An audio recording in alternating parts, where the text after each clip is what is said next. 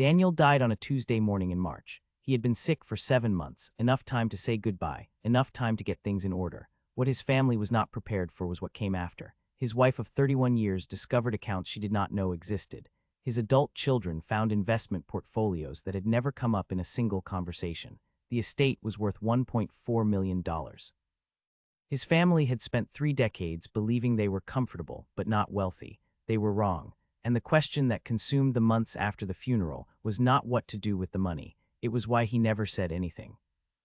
Daniel is not unusual. A Bankrate survey found that 40% of adults in committed relationships have kept at least one financial secret from their partner. The number climbs higher when you expand it to include parents hiding wealth from adult children, siblings concealing what they have built from brothers and sisters, and individuals who have spent years quietly accumulating wealth while presenting a version of themselves to their family that does not match the bank statement. This is not rare behavior. It is one of the most common financial patterns that nobody talks about openly, and the psychology behind it is far more complicated than dishonesty. To understand why people hide wealth from the people closest to them, you have to understand what wealth reveals, not about the person who has it, about the relationships around it. James built his business over 14 years. By the time he was 51, his net worth was somewhere above $900,000. His income was solid, his investments were compounding quietly, and nothing about his daily life signaled what he had built. He drove a 7-year-old truck. He vacationed at the same lake house his family had always rented. He never upgraded, never announced anything, never let the number escape into conversation. His siblings thought he was doing fine. His parents thought he was comfortable. Nobody thought he was wealthy. He kept it that way on purpose. And the reasons he kept it that way are the same reasons most people in his position give when they finally explain themselves. The first reason is the loan problem. Once your family knows you have money, the requests begin. Not always immediately, not always obviously, but they begin. A brother with a business idea that needs seed funding. A parent who needs the roof replaced and does not want to ask but mentions it more than once. A cousin who is going through a rough patch and needs something to tide them over until things stabilize. Each individual request feels small. The accumulated weight of being the family member with money is not small. It changes every interaction. It changes who calls and why. It changes the dynamic at every holiday and every family dinner into something with an invisible financial undercurrent. James watched this happen to a friend of his who sold a company and made the mistake of telling people what the number was. Within 18 months, his friend had loaned out $63,000 across 7 family members and recovered less than $12,000 of it. Not because his family was predatory, because money changes what people feel comfortable asking for. The second reason is the expectation problem. When your family knows your financial position, they calibrate their expectations of you accordingly. If you can afford it, you should pay for the dinner. If you can afford it, you should be the one who covers the deposit on the vacation rental. If you can afford it, you should be the one who steps in when something goes wrong. These expectations are rarely stated directly. They are communicated through the silence of who reaches for the check and who does not. James had seen it in other families, the way wealth redistributes responsibility without anyone agreeing that it should. He did not want to be the person in every room who was expected to solve the financial problems of everyone else in the room. The third reason is about his children specifically. He had 2 sons, both in their 20s, both working jobs they cared about, but that did not pay enormously well. He watched them budget, hustle, figure things out, and build something approaching financial independence. He believed that knowing their father had $900,000 sitting in accounts would change the way they approached their own financial lives, not because they would stop working. Because they would stop feeling the productive urgency that had shaped them. The knowledge that there is a net underneath you changes how you walk the wire. James had walked his wire with no net. He wanted them to know what that feeling builds.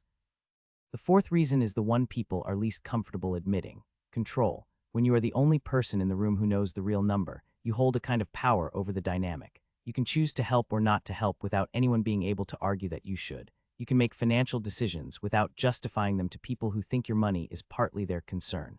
Financial privacy, for some people, is the last arena where they are completely autonomous, where nobody can tell them what to do with what they built. Now here is where the cost starts to appear, and it is a cost that does not show up until it is too late to do anything about it. When Daniel died, his estate went through probate. Because his wife had no knowledge of several of the accounts, the legal process was longer and more expensive than it needed to be. Estate attorney fees in complex undisclosed cases average between 3% and 5% of the total estate value. on $1.4 million. That is between $42,000 and $70,000 paid to lawyers to untangle what a conversation could have resolved in an afternoon. The financial cost is real, but it is not the one that did the most damage. Daniel's wife spent the months after the funeral trying to reconstruct 31 years of financial decisions she had not been part of. She found herself questioning not just the money but everything. If he had hidden this, what else had there been? The secrecy did not feel like protection in retrospect. It felt like exclusion, like she had been a participant in her own marriage but not a partner in it. The trust that financial secrecy is designed to protect often becomes the first thing it destroys when the secret finally surfaces. Research from the University of Virginia published in 2022 found that financial deception in long-term relationships, even when motivated by protective intent, produces the same attachment injury as other forms of betrayal. The brain does not distinguish between "I hid this to protect you" and "I hid this to deceive you." It reads both the same way. The result is grief layered on top of grief, which is the particular cruelty of discovering a financial secret after someone you love is no longer there to explain themselves. There's also the cost to the children James was trying to protect. His sons grew up learning resourcefulness and independence, which was what he wanted, but they also grew up with a father they felt they never fully knew. When James eventually told them the truth at ages 27 and 29, neither son felt grateful for the lesson. They felt managed, like variables in a parenting strategy, rather than people their father trusted with the truth about his life. Now the fair defense, because not everyone who keeps financial privacy from family is causing harm or carrying secrecy out of fear. There is a version of this behavior that is strategic and healthy, and that protects real things worth protecting. Stealth wealth is a legitimate concept, living below what you earn, not advertising what you have built. Keeping your financial position private from your broader social circle, including extended family, is a reasonable protection against the very real phenomenon of wealth-changing relationships.